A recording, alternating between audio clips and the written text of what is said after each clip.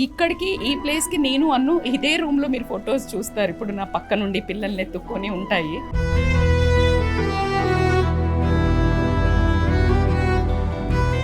ఆ పిల్లలు రాగానే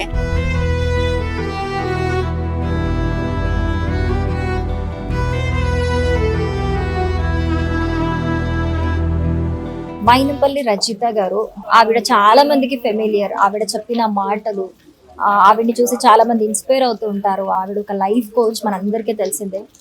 అన్ఫార్చునేట్లీ ఒక 6 months బ్యాక్ వాళ్ళ పాప డాక్టర్ అనన్య గారు మనందరికీ దూరం అయిపోయారు. సో తను హంపి వెళ్ళడం, అక్కడ ట్రెక్కింగ్ దగ్గర ఒక దురదృష్టకర సిచ్యువేషన్ వల్ల మనందరికీ దూరం అయిపోయారు. సో ఈ రోజు డాక్టర్ అనన్య గారి బర్త్డే సందర్భంగా వాళ్ళు ఎప్పుడో స్థాపించిన రామ్ చారిటబుల్ ట్రస్ట్, ఎప్పుడో అనన్య గారు అలాగే రజిత గారు కలిపి స్టార్ట్ చేశారు ఈ ట్రస్ట్ ని.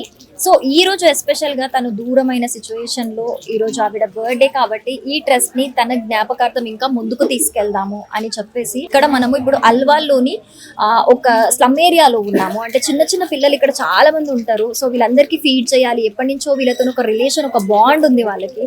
సో వీళ్ళందరితోని అనన్య గారికి ఉన్న బాండ్ ఇంకా ముందుకు తీసుకెళ్ళాలి. తన జ్ఞాపకార్థం తన బర్త్డే రోజు ఇక్కడ సెలబ్రేట్ చేయాలి వీళ్ళందరి మధ్య, తను లేని సిచ్యువేషన్ లో అని చెప్పేసి రజిత గారు ఇక్కడ ఒక కార్యక్రమం చేపట్టారు. సో ఇప్పుడు ప్రెసెంట్ మనము అక్కడే ఉన్నాము. So doctor Ananya foundation Ram charitable trust.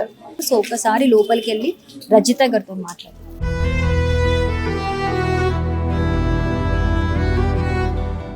Trust నుంచి మీరు ఏమేమి యాక్టివిటీస్ చేయాలనుకుంటున్నారు? ఏమేమి అని ప్రిస్క్రైబ్డ్ కాదు, బేసికల్గా అనుకున్న వర్డే రామ్ చారిటబుల్ ట్రస్ట్ది. Every life deserves happiness. So ఎక్కడ ఒక డిఫెక్ట్ అంటే వాళ్ళకి ఏం అవసరం ఉంది అనే ఉద్దేశంతో వెళ్ళాం. We never planned. బట్ ఇప్పుడు ఒక్కొక్క అంటే నేను విజన్ మిషన్ కూడా రాయడం జరిగింది.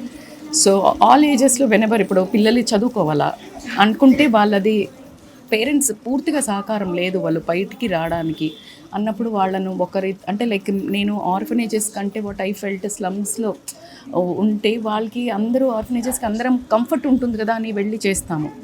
సో నాకు ఎందుకో అది ఒక ఉండేది. అనన్య నేను అడిగాను, నాకు ఒక స్లమ్ చూపించి పెట్టా, ఎందుకంటే అందరూ వెళ్ళి ఇస్తున్నారు ఎక్కడైనా.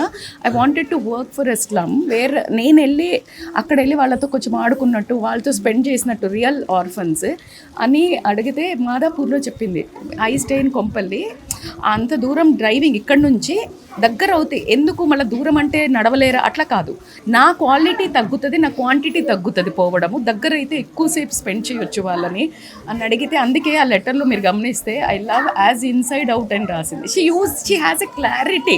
అంటే మీకు ఎందుకు అంటే లేదు వాళ్ళకి సినిమాకి తీసుకెళ్ళాలి, పిల్లలు నన్ను గబుక్కుని తీసుకెళ్తా, ఏదో అట్లా నాకు ఏదైనా అనిపిస్తే చేస్తా. దట్స్ లైక్ మై ఇమీడియట్గా ఇన్స్టిట్యూషన్ అనగానే వెళ్ళిపోతా అన్నట్టు అడిగా.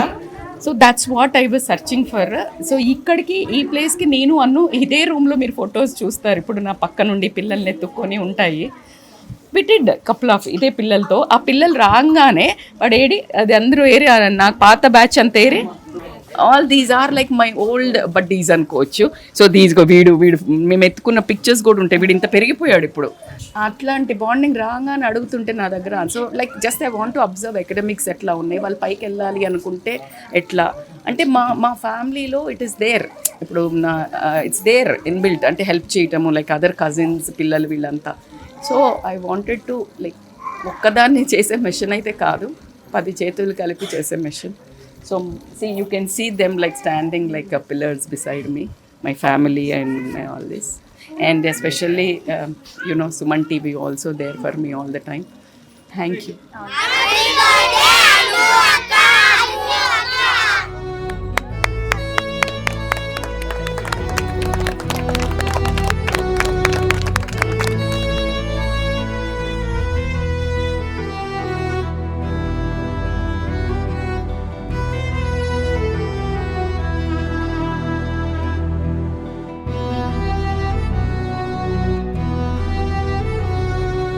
What good job I don't know నేను ఏం చేశాను అని. నేను ఇలా ఏమన్నా అయితే చెయ్యమని చెప్పే మెసేజ్ అయితే కాదు. మీరు చూశారు మేమిద్దరము అంటే పాపలు చిన్నగా ఉన్నప్పటి నుంచి ఎప్పుడు చేసేవాళ్ళము, చాలా ఏళ్ల నుంచి చేసేవాళ్ళము. అంటే తెలియకుండానే మాకు ఇన్బిల్ట్లో ఉంది ఫ్యామిలీ అంతా. Not only me, my husband, పెద్ద పాప, చిన్నది, అందరం లైక్ ఎక్కడ అనుకొని ఈరోజు ఎక్కడెక్కడ చేద్దాము అని అనుకుని వెళ్ళి చేసేవాళ్ళం. మొన్న 2 years బ్యాక్ నాకు ఒక బేచైన్ లాగా అయితే సుమన్ టీవీలో ఒక చిన్న ఇన్సిడెంట్ జరిగింది. ఒక 3 అబ్బాయిలు ఒక అమ్మ పెంచుతుంది, మొత్తం హ్యాండిక్యాప్డ్. ధైర్యం అని ఇంకా ఆ రోజు నేను పేరు రామ్ అని పెట్టేసి స్టార్ట్ చేశాను, రిజిస్ట్రేషన్ చేయించుకున్నాను. దానికి నా కూతురు మా అమ్మ నాన్నని తీసుకెళ్ళి లాంచ్ చేశాను. నేను ముందుకు తీసుకెళ్తా అని ప్రామిస్ చేసింది. ఈరోజు లాస్ట్ ఇయర్ దివాళీకి ఇదే పిల్లలు రాగానే నన్ను అక్క ఏది అని అడుగుతున్నారు. నా దగ్గర ఆన్సర్ లేదు. ఎంత ధైర్యం చేసుకొని ఇక్కడికి ఎందుకు వచ్చాను అంటే వాళ్ళ బర్త్డేకి ఎప్పుడు చేస్తాం, నేను ఇప్పుడు చెయ్యకపోతే అది దానికి నచ్చదు. సో అందుకని నేను చేస్తున్నాను. బట్ నా మెసేజ్ మనుషులు లేకపోతే వాళ్ళ మీద చేయటం కాదు, ఉన్నప్పుడే చేస్తూ ఉండాలి. మీ అందరికీ డౌట్ వస్తుంది, చేస్తే మాత్రం నీకేమి ఇచ్చాడు దేవుడు అని. బేరసారాలు చేయడం నాకు అలవాటు లేదు, అప్పుడు కూడా లేదు, ఇప్పుడు కూడా లేదు. సో ఏమో నాకే వింతగా ఉంది నా ప్రవర్తన. ఒకవైపు దుఃఖం, ఒకవైపు బాధ్యత, ఏమో తెలియట్లేదండి. వాడు మార్నింగ్ నుంచి నేను ఏడుస్తా అని నా కొడుకు, మైనంపల్లి హనుమంతరావు కొడుకు, కానీ నా కొడుకు కూడా అని చెప్తాను నేను ఏడుస్తా అని మార్నింగ్ నుంచి నా దగ్గర ఉన్నాడు. అండ్ వాడు ఇవన్నీ కేక్స్ వాడే తీసుకొచ్చాడు.